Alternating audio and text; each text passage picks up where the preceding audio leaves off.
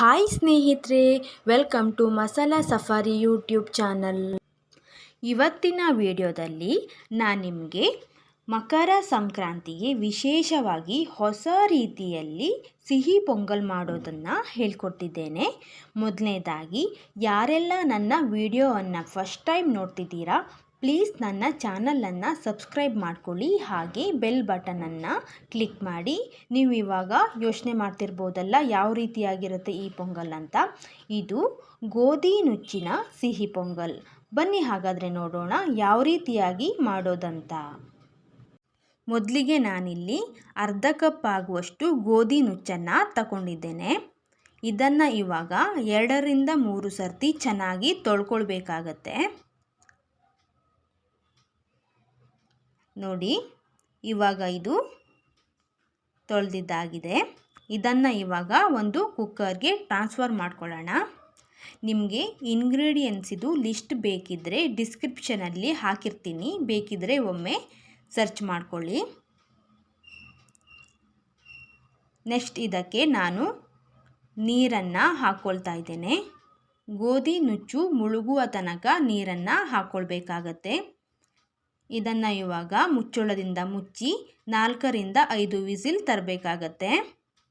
ನೋಡಿ, ಇವಾಗ ಇದು 5 ವಿಸಿಲ್ ಆಗಿದೆ. ಎಷ್ಟು ಚೆನ್ನಾಗಿ ಬೆಂದಿದೆ ಅಲ್ವಾ. ಇದನ್ನು ಇವಾಗ ಸೈಡಲ್ಲಿ ಎತ್ತಿಟ್ಕೊಳ್ಳೋಣ. ನೆಕ್ಸ್ಟ್ ನಾನಿಲ್ಲಿ ಒಲೆ ಮೇಲೆ ಒಂದು ಬಾಣಲೆಯನ್ನು ಇಟ್ಕೊಂಡಿದ್ದೇನೆ. ಇದಕ್ಕೆ ಇವಾಗ ಅರ್ಧ ಕಪ್ ಆಗುವಷ್ಟು ಬೆಲ್ಲವನ್ನು ಹಾಕ್ಕೊಳ್ತಾ ಇದ್ದೇನೆ. ಆಮೇಲೆ ಸ್ವಲ್ಪ ನೀರನ್ನು ಆ್ಯಡ್ ಮಾಡ್ಕೊಳ್ಬೇಕು.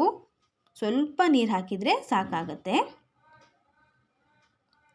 ಹೀಗೆ ಚೆನ್ನಾಗಿ ಮಿಕ್ಸ್ ಮಾಡ್ಕೊಳ್ಬೇಕು. ನೋಡಿ, ಒಂದು 10 ನಿಮಿಷ ಸಾಕಾಗುತ್ತೆ. ಬೆಲ್ಲ ಪಾಕ ರೆಡಿಯಾಗಿದೆ ನೋಡಿ.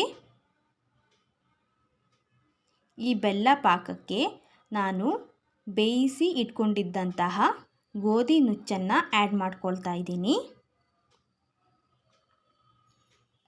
ಗೋಧಿ ನುಚ್ಚು ಮತ್ತು ಬೆಲ್ಲದ ಪಾಕ ಚೆನ್ನಾಗಿ ಮಿಶ್ರಣವಾಗಬೇಕು. ಒಂದು 10 ನಿಮಿಷ ಕುದಿಲಿಕ್ಕೆ ಬಿಡಬೇಕು. ನೆಕ್ಸ್ಟ್ ಇದಕ್ಕೆ ನಾನು ಸಕ್ಕರೆ ಏಲಕ್ಕಿ ಪುಡಿಯನ್ನು ಹಾಕ್ಕೊಳ್ತಾ ಇದ್ದೇನೆ.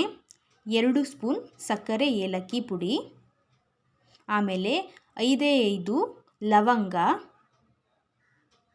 ಇದನ್ನು ಇವಾಗ ಚೆನ್ನಾಗಿ ಮಿಕ್ಸ್ ಮಾಡ್ಕೊಳ್ಳೋಣ. ಸ್ವಲ್ಪ ಹೊತ್ತು ಕುದಿಬೇಕು. ನೋಡಿ ಎಷ್ಟು ಚೆನ್ನಾಗಿ ಕುದೀತಾ ಇದೆ ಅಂತ. ಆಮೇಲೆ 1/4 ಕಪ್ ಆಗುವಷ್ಟು ಹಾಲು. 1/4 ಕಪ್ ಸಾಕಾಗತ್ತೆ. ನೋಡಿ, ಚೆನ್ನಾಗಿ ಮಿಕ್ಸ್ ಮಾಡ್ಕೊಳ್ಬೇಕು. ಘಮ್ ಅಂತಿದೆ. ಒಂದು 10 ನಿಮಿಷ ಹೀಗೆ ಕುದಿಸ್ಕೊಳ್ಬೇಕು. ಆಮೇಲೆ ರುಚಿಗೆ ತಕ್ಕಷ್ಟು ಉಪ್ಪನ್ನು ಹಾಕ್ಕೊಳ್ತಾ ಇದ್ದೇನೆ. ನೋಡಿ, ಇವಾಗ ಇದು ಕುದ್ದಿದ್ದಾಗಿದೆ. ಎಷ್ಟು ಚೆನ್ನಾಗಿ ಬಂದಿದೆ ಅಲ್ವಾ.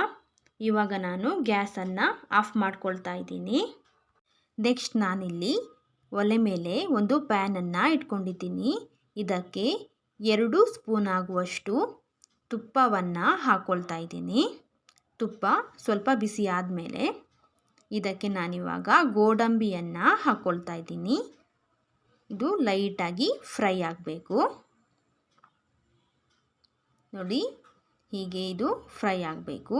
ನೆಕ್ಸ್ಟ್ ಇದಕ್ಕೆ ನಾನು ದ್ರಾಕ್ಷಿಯನ್ನು ಹಾಕ್ಕೊಳ್ತಾ ಇದ್ದೀನಿ. ದ್ರಾಕ್ಷಿಯನ್ನು ಮೊದಲೇ ಹಾಕಲಿಕ್ಕೆ ಹೋಗಬೇಡಿ, ಸೀದೋಗ್ಬಿಡುತ್ತೆ. ಇವಾಗ ಇದು ರೆಡಿಯಾಗಿದೆ. ಇವಾಗ ಈ ಪೊಂಗಲ್ಗೆ ಫ್ರೈ ಮಾಡಿದ ದ್ರಾಕ್ಷಿ ಗೋಡಂಬಿಯನ್ನು ಹಾಕ್ಕೊಳ್ತಾ ಇದ್ದೀನಿ. ಇವಾಗ ಇದನ್ನು ಚೆನ್ನಾಗಿ ಮಿಕ್ಸ್ ಮಾಡ್ಕೊಳ್ಳೋಣ.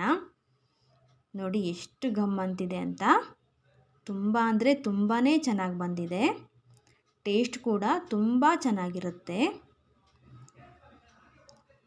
ಇವಾಗ ಇದು ಪರ್ಫೆಕ್ಟಾಗಿ ರೆಡಿಯಾಗಿದೆ. ಇದನ್ನು ಇವಾಗ ಸರ್ವ್ ಮಾಡೋಣ.